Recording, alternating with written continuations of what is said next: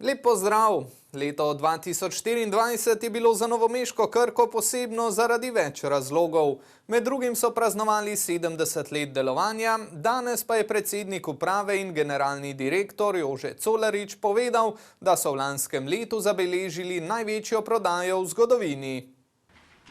Krka je rast prodaje dosegla na večini prodajnih trgov, največjo v regiji Vzhodna Evropa.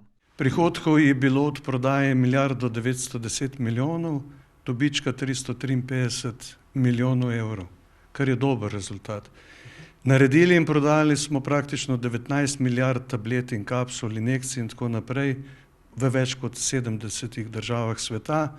V minulem letu je novomeški farmacevt trgu dal 22 novih izdelkov in 1000 novih registracij. S tem so dopolnili ponudbo svojih izdelkov, istočasno pa povečujejo tudi dostopnost zdravljenja.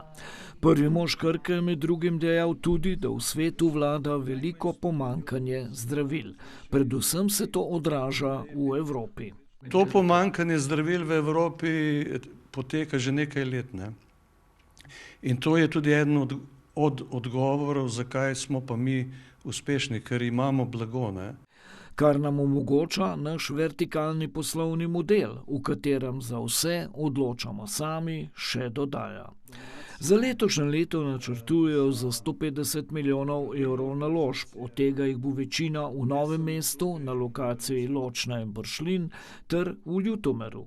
Krka raste hitreje od globalnega farmacevtskega trga, odlično poslovanje pa se odraža v vrednosti delnice na Ljubljanski borzi.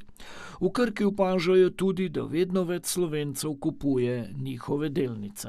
Ker kaže na to, da verjamejo v Krkino delo in v Krkin razvoj poslov. Novomeški farmacevt je prvo slovensko podjetje, ki je preseglo tržno vrednost 5 milijard evrov.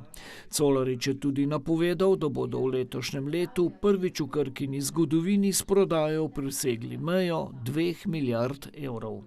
Krkino zgodbo v uspehu soustvarja skoraj 13 tisoč zaposlenih po vsem svetu.